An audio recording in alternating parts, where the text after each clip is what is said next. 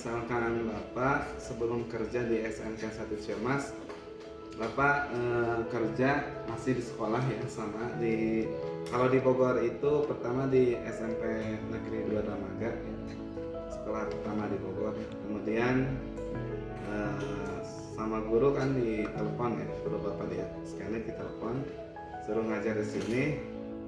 Akhirnya Bapak kesini ya, masih ada waktu Bapak ngajar di SMP IT BBS, di SMP IT BBS. Kalau pengalaman sebelum di SMK 1 Ciamas itu ya. Tapi kalau di Bandung itu beda lagi ya. Di Bandung sambil kuliah Bapak honor juga ya, di Bandung ya. Di SD, SMP, SMA ya, di Man ya, pernah di Bandung ya. Pas pindah ke Bogor, sekolah pertama di SMP 2 Dramaga, kemudian di SMK Negeri 1 Ciamas, kemudian di SMP ITBBS. Kalau pengalaman kerja selain mengajar ya, Bapak dari SD memang suka dagang ya. SD kelas 3 udah dagang kantong plastik, dagang kantong. Terus masih SD jualan ikan bandeng, tongkol ya, terus betey ya, SD SMP ya.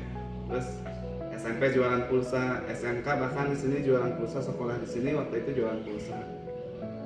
Kalau pengalaman sih itu aja ya. Kalau di Bandung pernah juga jualan roti ya, jualan roti. Nah, selain honor gitu ya. Sejak apa sih Bapak jadi pembina rohis di sini? Oh, pembina rohis ya. Kan sebenarnya dari dulu Bapak di SMK itu ikut eskul rohis ya. Ikut eskul rohis yang mana setelah jadi alumni Skanik ya, nggak bisa pisah sama rohis ya. Jadi kalau ada kegiatan rohis, kalau ada waktu kita support, kita dukung ya. Jadi sejak kapan jadi pembina rohis? Kalau SK-nya sih baru kemarin semester kemarin ya. Jadi pembina rohis sebelumnya di Sarpras, terus pindah ke kesiswaan, terus pindah ke Sarpras lagi, terus jadi pembina rohis. Jadi baru semester kemarin ya pembina rohis. Tapi kalau misalkan mengikuti kegiatan rohis itu Bapak selalu support ya, karena memang Bapak dulu juga dari rohis. Bapak, alasan Bapak ngajar Sunda di sini itu apa sih Pak? Perasaan? Alasan Bapak ngajar Sunda Oh, di sini.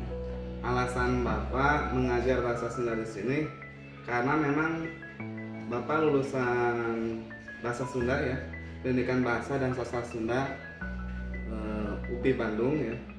Kalau sekarang pendidikan bahasa Sunda ya. Kalau dulu bahasa daerah ya, pendidikan bahasa daerah. Fakultasnya Fakultas FPPS ya, Fakultas Bahasa dan Sastra. Jadi lulusan UPI ya bahasa Sunda, maka jadi guru bahasa Sunda ya, jadi guru bahasa Sunda di SMP pernah, di SMK sekarang ya, dulu SD juga pernah, di SMA pernah, di Man pernah. Jadi kalau misalkan suka bahasa Sunda itu resep bahasa Sundanya di Aalit ya, kumargi Bapak menuju alit naoge nganggo bahasa Sunda. Dari keluarga orang Sunda, Bapak Sunda, Ibu Sunda ya. Bercakap-cakap, berdialog menggunakan bahasa Sunda ya.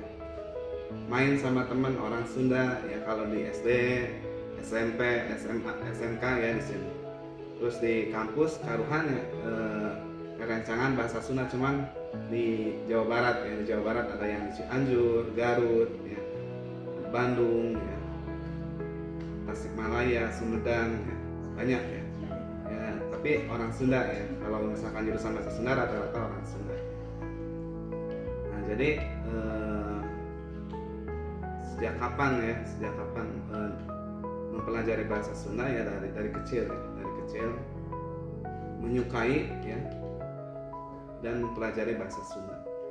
Terus yang menjadi motivasinya itu pernah ya dari para guru-guru ya, guru sanggar. Jadi ya nonoman Sunda kedah mulai atau napi ngalestarikan budaya Sunda kudu resep karena bahasa Sunda jati ulah kasilih kujunti. Jadi kita sebagai orang Sunda harus mau mengenal siapa kita ya, dari mana kita berasal, apa budaya kita.